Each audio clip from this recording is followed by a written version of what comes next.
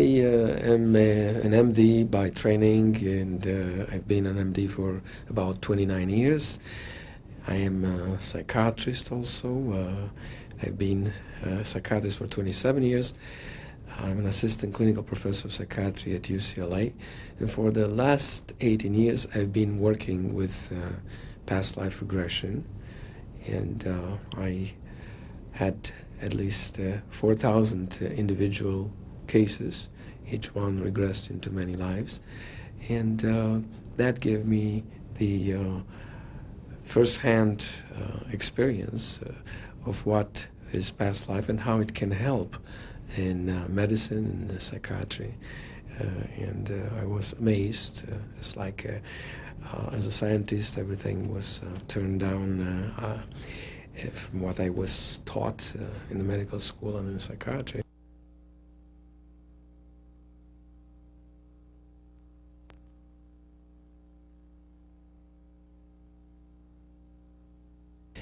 Past life regression is a way of returning to a prior life based on the assumption that there is such a thing. When we experienced certain difficulties that can be traced there and explained into our current life, once we explain them, once we understand what happened in the past life, it's like the problem resolve itself is dissolved and the person feels better.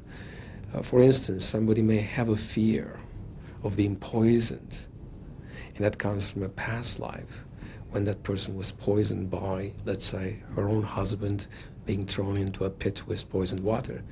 When in this life, she's so afraid of any foodstuff that she may be poisoned, especially by her husband, though her husband is a nice guy.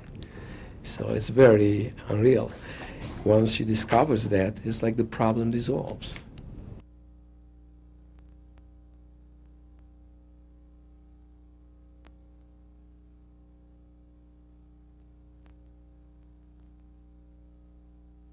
Well, lives between lives are periods of transition between our present life, let's say, and our past life, as well as between our present life and the future life. Now, what I'm interested mostly in is what happened before we came into this life, because in the interlife, or the spirit world, if you want to call it that way, there are these beautiful beings that are very evolved, that give a lot of wise advice to people, and also they inform them how they are going to live this current life, what would be their life purpose. And as a psychiatrist, I found out that most of the problems people have stem from the fact that they don't flow with their life purpose, they just bump into it. And how about reincarnation? Reincarnation is a concept that's not new. It's been with us for thousands of years, and 3/4 of the population of the world believe in that.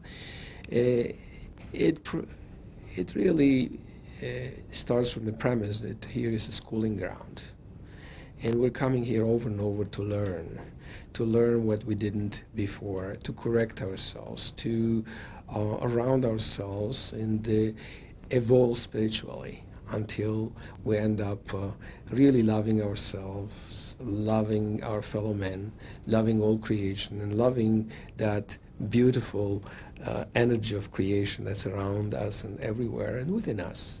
Well, how about, is there a point that we stop reincarnating? And there is a point when we come to such a degree of being evolved into the spirit that we don't need to come here to reincarnate, but if we come just to enlighten other people and to bring them a little bit closer to being good to themselves and others, and understand that we are one. It's just an illusion, we are separated, and just feel that love, that beauty of being one and being with the Creator.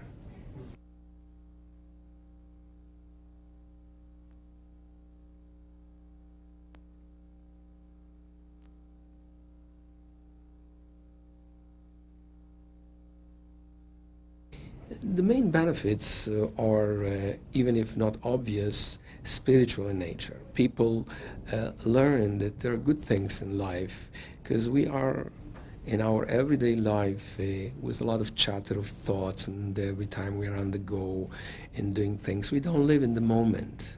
We don't live in the present. We don't experience why we're here. And just by realizing that, it's a lot.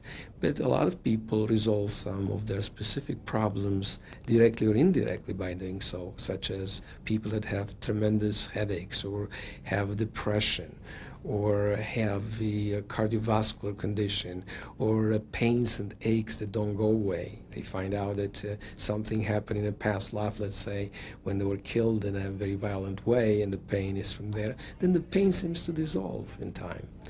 With the phobia, as I mentioned before, that existed due to something that really happened in a past life, once it's understood, the phobia clears. And there are other cases of physical conditions like cancer. And though it doesn't always work because people have to go through a certain experience and pay karma, it does work sometimes, and I have examples of that in my books.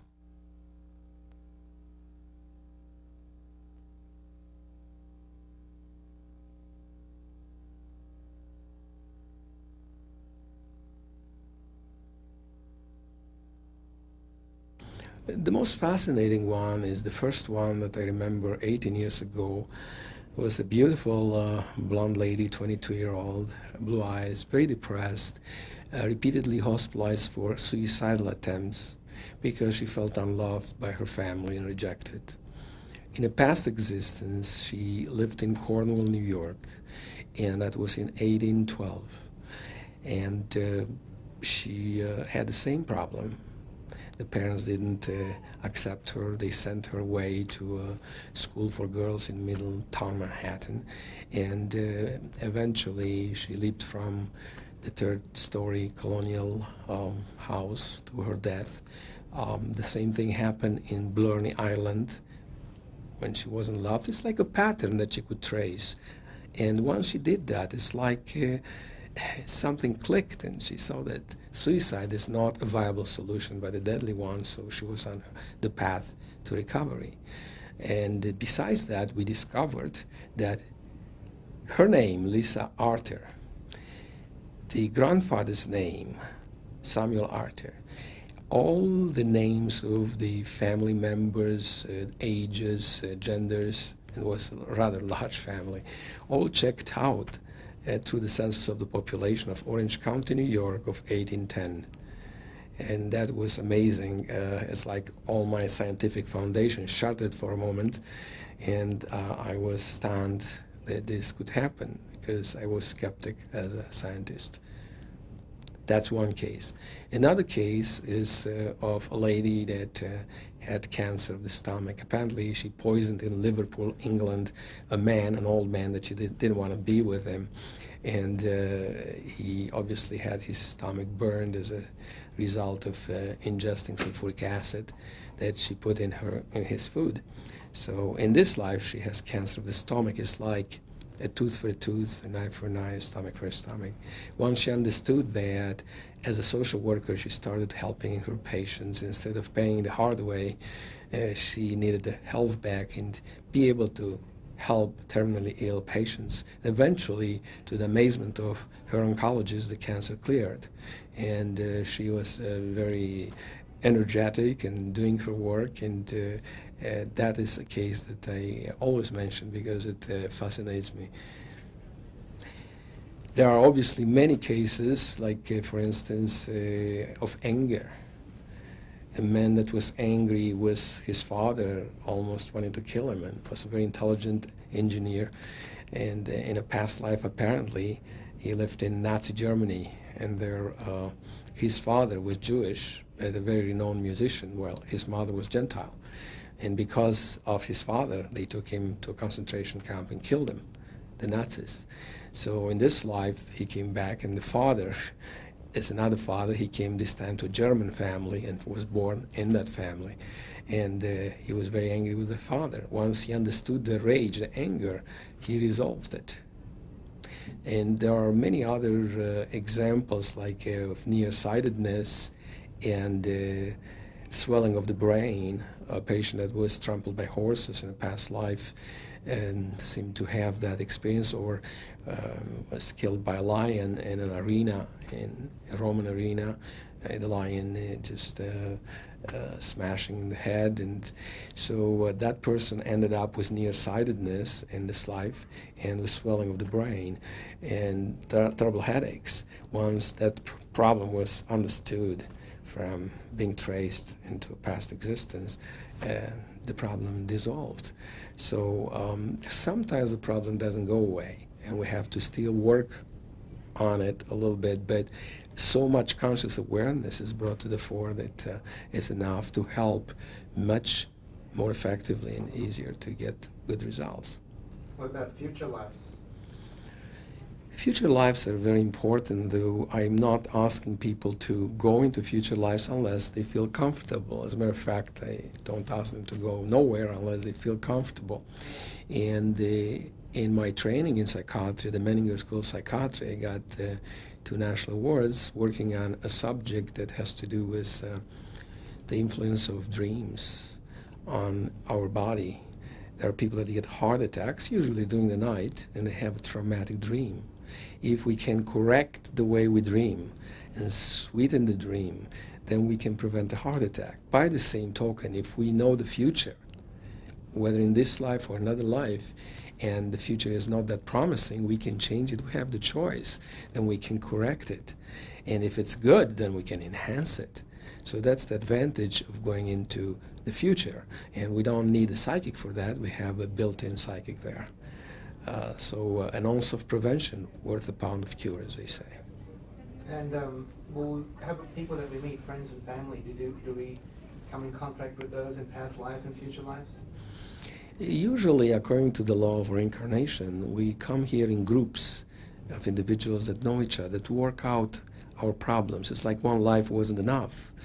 And we're coming in families. We come as a husband and wife, or children and parents and uncles and friends and so forth. And in order to correct these problems that we have from before. So that is not unusual that husband and wife may meet again and again until they work it out. Just because they got a divorce in this life, it doesn't mean necessarily that it solved the problem forever.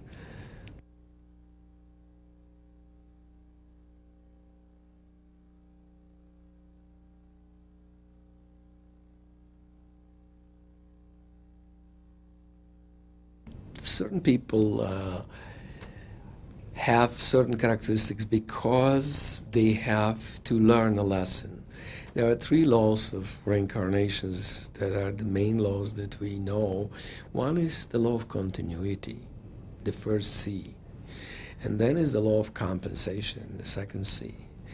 And then is the law of consequences, the third C. Now, if we, for instance, were afraid of lions in a past life because we were killed by one, then we may be afraid of lions in this life. It's an exaggerated fear. It's not just being afraid. And that's the law of continuity. It may interfere with our functioning. Now, the law of compensation is like if in a past life I was very mean and inconsiderate with my spouse, in this life I may come around and be very nice and considerate. That's compensating. Now, the consequences is a harsher law. It's called also the law of karma. And it's like a tooth for tooth, an eye for an eye that I mentioned before, with that lady with stomach cancer. And we're coming here to pay a debt. But no matter what happens, we shouldn't be worried, because we're not here to be punished. We're not here to be worried. We're here just to learn. And we can change certain things, like with that lady with cancer. But the people come with certain characteristics, like I said, being nice because of the continuity, or I mean, because of the compensation or continuity, having that fear that's exaggerated, fear of lions, or being in a position of having to pay something, so it's going to get the physical illness that's very severe, or maybe a very bad mental illness. And that's what happens. So the characteristics also have to do with what we're learning. We have to round ourselves. So each life around, we are learning something we didn't know before. And that is what helps us to get to the light of spiritual understanding of oneness that I explained before, and be with the Creator. Well, why can't we remember past lives? We don't remember past lives because it's very difficult to remember even events that happened a few days ago. It's very hard for the subconscious mind and for the physical brain to really do that. Besides, we're so focused on this life, like we're hypnotized by it. And we certainly, through the chatter of everyday life and stress, we're not living in the moment, as I said before. If we would, like people do during exercise of meditation, we can get experiences even of past lives through meditation.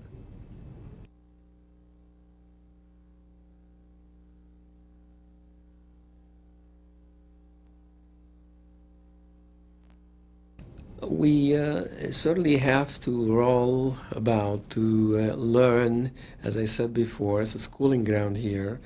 And we're coming over and over again until we are perfected to the point that we don't need to return to this schooling ground, which is Earth, to learn another lesson.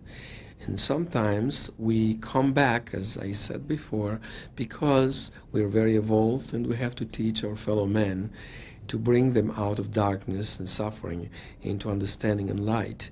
And that is one of the reasons that we find enlightened teachers and masters that come over and they reincarnate. But we stay in that plane very high up where we feel that everything is one, where we feel the light and the beautiful peace that we're looking for and that total fulfillment. You know, here we feel separated, we feel angry, we may envy each other, compete with each other, hate each other, kill each other, but we are like the fingers of the hand. We belong to the same hand, and when we get there through many incarnations to understand that, then we understand that we're interconnected, that we're one, and it's so beautiful to be one. It's such a good feeling because what I can't do, you can do, and what he can't do, the other person can do, and we all do what is positive and beautiful and enlightening, and we get that eternal inner peace that we're looking for. Well, in your book you mentioned that most people are happy, unhappy, or sad, lonely. How do you explain this? They are very unhappy because they are going contrary to that very important universal law that was mentioned in Kabbalistic teachings and any other esoteric philosophies, and that is that we're all here in this world to learn a lesson. And the lesson is to receive, but in order to share. Because only when we share, we connect. When I take away from someone, I disconnect. I become separate. When I give, I connect. Then we become one. So the greatest law in the universe is that we're here to learn to receive in order to share. And when people just want to receive for themselves alone, selfishly, egotistically, good things don't last. So that is why people are angry.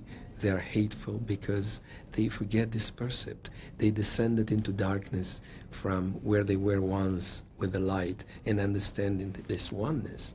So here they're separated. Here it's like the fingers hating each other, killing each other. And what happens? We all suffer from that, right? So if one finger is selfish and wants all the oxygen and nutrition to be received by it, then the others would die of gangrene. But the gangrene is going to spread to the healthy finger too. So that is a spiritual lesson that we all have to learn, and that's why we're angry and hateful and unhappy. And we're good, by the way, deep inside, when we get to that level, we discover that. Then how do we, what are the different solutions? I mean, how can we reach that ultimate goal? In my book, Psychiatric Search for God, I described in detail that that there are different methods of meditation, of ridding oneself of negative thoughts that chatter us, like through very gentle bubbles that float away and we let go of, and come to that state of peace, inner peace, and safety and happiness. And that is something that can be accomplished through meditation, can be accomplished in the Western culture more through something active like hypnosis or self-hypnosis, so that actively we induce something passive like receiving impression and positive experiences. It can be done through affirmations, reprogramming our subconscious mind to something positive. It can be done through past life regressions, exploration of the interlife and future life progression. Then we are understanding the whole panorama of our lives, and we're not just focused on what we have to do today, what college I'm going to go, what grade system is better, such superficial things that they're so profound things. Mommy is all over the place talked about. I mean, there are things that are more profound than that. That's love, that's peace. And this is what can be found through these exercises by getting to that level. And you talked about different levels of consciousness. What are the different levels? There are different levels of consciousness that we experience. Is the level of the unconscious mind or subconscious mind, and the level of the conscious mind. There's also a level that's called the superconscious mind that connects us with the universal force and gives us all this beautiful information, beautiful energies that we can absorb. And unfortunately, about 90 to 95% of the people live at the level of their subconscious mind that's programmed in a certain way, has biases, prejudices, false beliefs, false principles, false pride, and we go by that. And this is very unfortunate, but we have the conscious mind that awakens up the individual, as we see in this consciousness awakening type society. And we're questioning things. We're questioning why the waters are poisoned or the air is poisoned. And we take measures for that. We become more aware of how the body works, what it needs, something natural. We don't stuff ourselves just with drugs, but we know that we can meditate. We know we can relax, and we can heal our body that way. So little by little, the inner little child or the subconscious learns by our conscious or adult supervision of what's happening and redirecting, stopping it from negative path and redirecting it into positive path, and always letting that light of understanding come from above, which is the superconscious mind, or that level that's the highest in our consciousness. It's a lot that can be said about the levels of consciousness, and one of the gravest mistakes people make is that they put everything they feel they are in one piece, in one basket, and they become a basket case. So they should separate between these parts, understand that when they act impulsively, when they act by emotions, and it's something negative that happens, is because of the inner little child, that subconscious mind, that energy that's lower in energy vibration, that is directing them. And then they have to stop it from the conscious level. Stop, take a deep breath, and redirect yourself and find the better path. Like they say in Alcoholics Anonymous, think before you drink. In order to think consciously, right, you have to stop the subconscious so you can think consciously from the adult level. So, and little by little, the subconscious learns very slowly through repetition, programming, and motivations, like through commercials and TV. That's the way it's done. And what would be your definition of dream and reality, the difference between? Well, a lot of people think that we are a human being with a spiritual body. On the contrary, I would say we are a spiritual being in a human body. And this is the reality. Love, wisdom, this is real. What is illusion? Anything that we make up. It's like we descended from up above, like Adam, the primordial man, and we descended into darkness. And in this darkness, we obviously bumped into a lot of obstacles because we don't see, and we got hurt. And now we learn that it's not a dream, really. It became a nightmare, really. And we want to get out of this nightmare. And what is real is that we are made in the Creator's image, or God, or numerical order, whatever you want to call it. And we were given dominion over all creation, over the light and everything. We were the gardeners in the Garden of Eden. We abandoned pulling weeds, and we came here down into the darkness of the dream to identify with it, and it became a nightmare. So we have to stop it. What would be the concept of contraction and expansion? Well, this is a very important concept because it has to do with the origin of our lives in this plane. And we heard about the Big Bang. It took place in 10 empowered by minus 15th of a second, according to mathematicians. But what happened really is that everything was created apparently from nothing. Whatever is big doesn't mean it's great necessarily. We see that a rock is not as strong as an atom, and we had big radios before, 20, 30 years ago. Now we have smaller transistors that are more powerful. So the smaller we get, if we go to the nucleus of the atom, it's even more powerful, and we have the quark there, thousands of times the energy of the sun.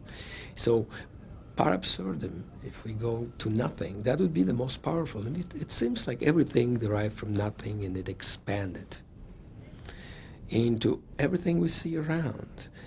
And once it expanded, it's like we were thrown very far away from the light that I was talking about, that spiritual insight that we had of oneness, of happiness, of total fulfillment. And now we're learning the lesson, which is very painful. And we're coming back to the center, to that nothing, to that point that has no dimensions. And as we come back, that's contraction. Everything in life is expansion, contraction. The heart contracts and expands. We see reincarnation. People get smaller, retract and die. Then from a seed in the womb, there's another person. The same thing with the plants. During the winter, contract. Then during the spring, they spring back again. And that's the cycle of life. And all the time there's movement, expansion, contraction. And we have to be aware of that, because only then we can sort of master it and not fall to extremes, maintain that harmony and be in control of both. And expansion, contraction has to do with a lot of things. Like, for instance, when I'm angry, I expand. A balloon getting bigger doesn't mean it's stronger, it gets weaker. The same thing with a power, like you see the Roman Empire. It got bigger and bigger and exploded and contracted. That's the law of the universe. And you see civilizations perished, empires collapsed because they were guided by the will to receive for oneself alone, selfishly, egotistically. And this is exactly what I said. When we're separated, this is what happens. When we get together and we love each other. And this is the main messages I'm transmitting through my books. Love yourself. Love your fellow man. Love all creation and love the Creator above all. And then you get that bliss, that total fulfillment, that beautiful peace that we're looking for, that love. And that's real. You asked me once, what's real, what's dream? So it's very unreal. Once she discovers that, it's like the problem dissolves.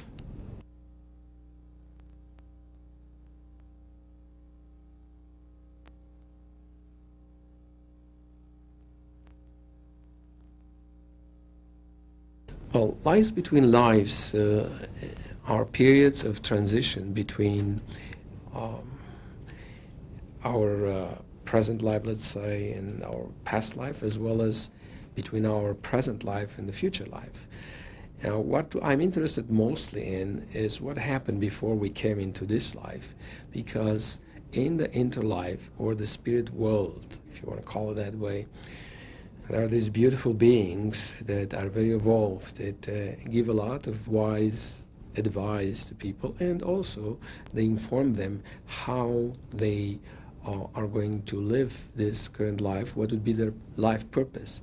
And as a psychiatrist, I found out that most of the problems people have stem from the fact that they don't flow with their life purpose, and to bring them a little bit closer to being good to themselves and others, and understand that we are one.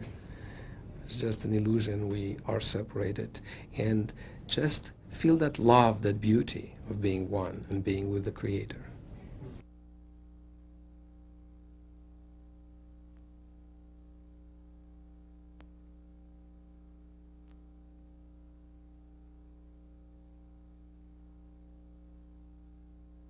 The main benefits are, even if not obvious, spiritual in nature. People learn that there are good things in life, because we are in our everyday life with a lot of chatter of thoughts, and every time we are on the go and doing things, we don't live in the moment.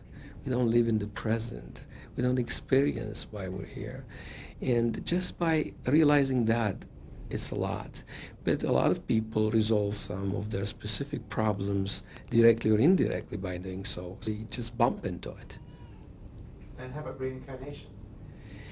Reincarnation is a concept that's not new. It's been with us for thousands of years, and 3/4 of the population of the world believe in that.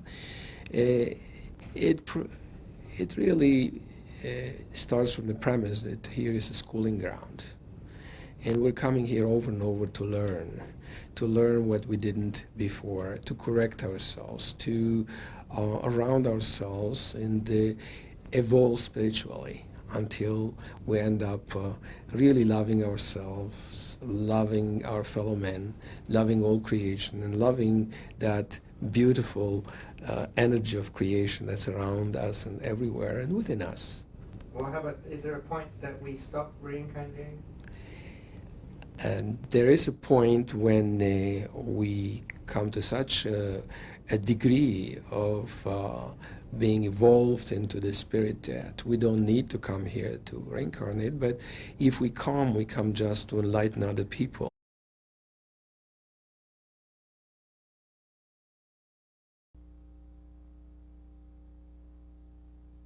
I am an MD by training, and I've been an MD for about 29 years.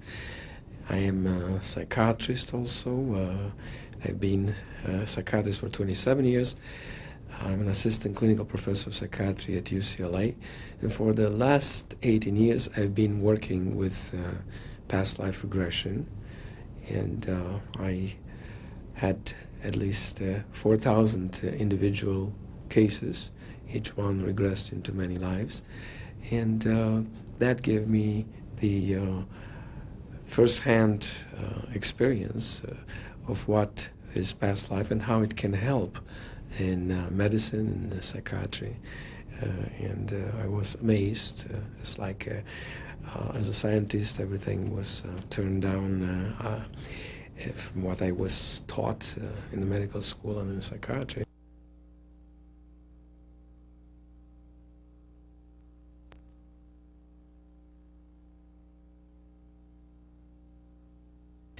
Past life regression is a way of returning to a prior life based on the assumption that there is such a thing. When we experienced certain difficulties that can be traced there and explained into our current life, once we explain them, once we understand what happened in the past life, it's like the problem resolve itself is dissolved and the person feels better. For instance, somebody may have a fear of being poisoned.